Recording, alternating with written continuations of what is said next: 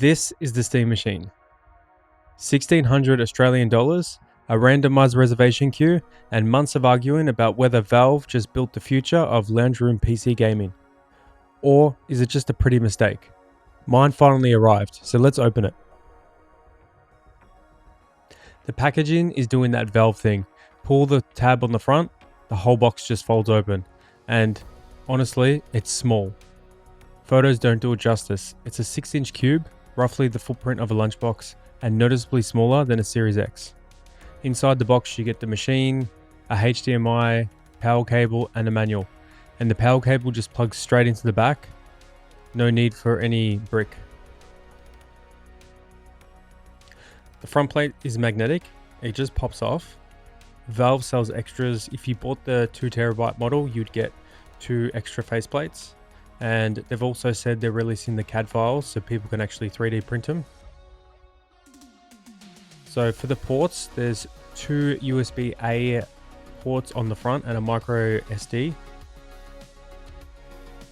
Around the back, you've got a USB-C, 2 more USB-A ports, Ethernet, HDMI, DisplayPort, and then the power port. So on the first boot up, there's an RGB light bar on the front, fully controllable in SteamOS. The setup is pure Steam Deck. Sign in, update, done. Under the hood, it's a semi-custom 6-core Zen 4 CPU with dedicated RDNA 3 GPU, 8 gigs of VRAM, 16 gigs of DDR5. On paper, that's roughly the RX 7600 territory.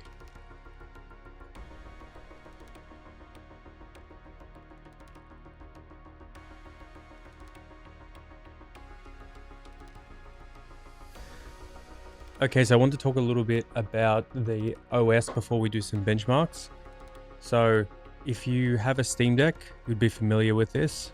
Or if you use your PC and use Steam Big Picture mode, similar experience. So it's just super easy to navigate everything from the menus, going around, going through the store. Then obviously with the Steam OS, you get, access to buying cheaper games. Everything's always on sale. So you're always getting games cheaper, especially from instead of like PlayStation or Xbox.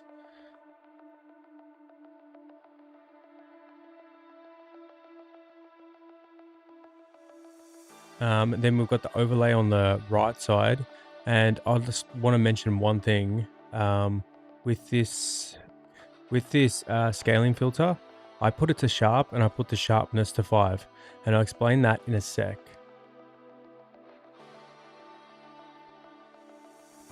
So here we have Crimson Desert. So we've got it running at 4K, FSR on performance, and all settings on low. And you'll see, it's not bad for running 4K.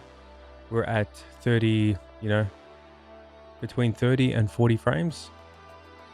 And it's playable. It's, it's not that fast paced, this game. So you can definitely play it at this resolution and these settings.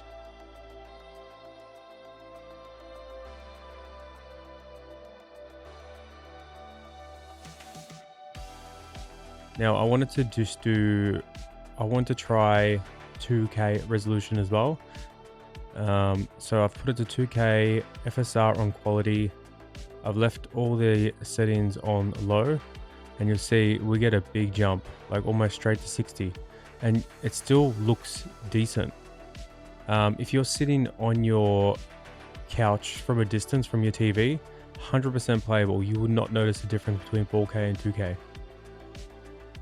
So yeah, we're averaging, between 50 and 60 frames at 2K resolution.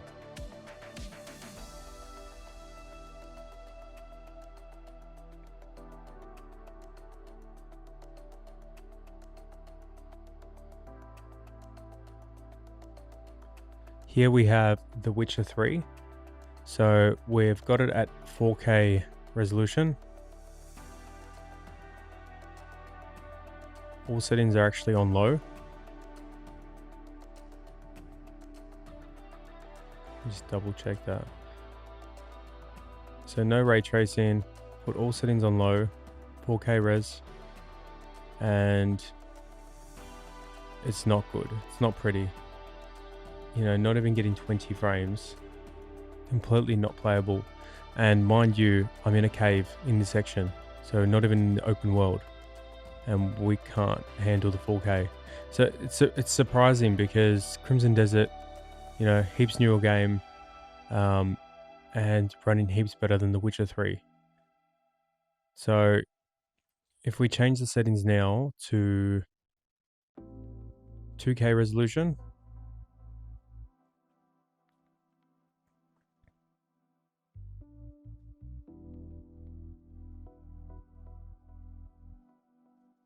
keep it at 2K, keep all the settings on low, we get a jump up to 40 or so frames. It looks, at 2K, it looks super crisp. All right, now we've got Expedition 33. Now with this one, it doesn't actually say the resolution. You have to put it on in Steam beforehand. So for this one, we're at 4K.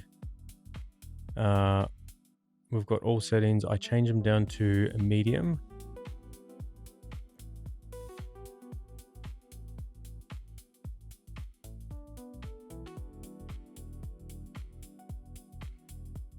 Now we're at,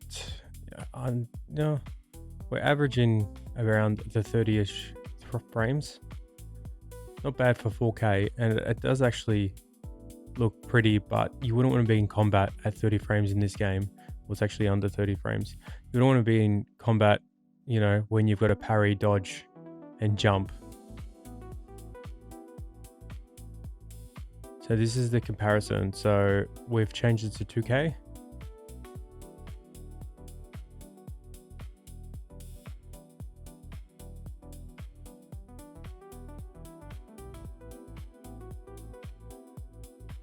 So we've actually changed it to high. All settings on high, 2K resolution, and huge bump up.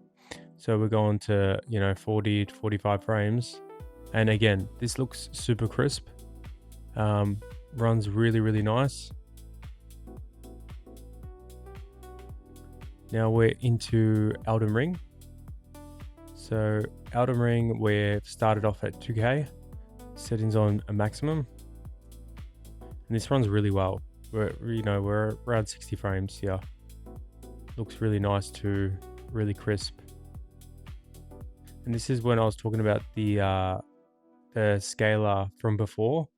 You know, if you put that on FSR and you put that sharpness full, that's what makes it give, you know, this sharp look to it. I see a lot of other people, they don't touch that setting, and then they're playing at 2K, but it looks blurry, and I cannot play games, you know, being blurry. So now I'll try this on 4K.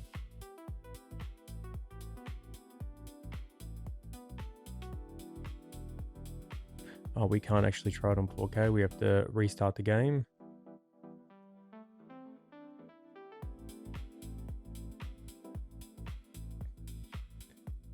Okay, we need to change the screen mode to a borderless. Forgot about that. Straight to 4K. We're at max settings still. And you know what? Decent. You know, over 30 frames. Remember, Elden Ring doesn't have any upscalers. So this is just native.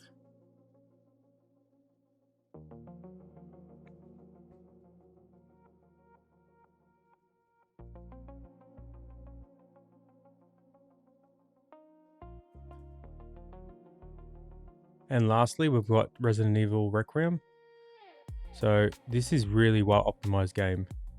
So we've got 4K res, we've got settings on mixture between high. We've put in FSR onto balance. And this is nice. This stays capped at like 60 frames, and it looks really, really nice. Can't complain about this.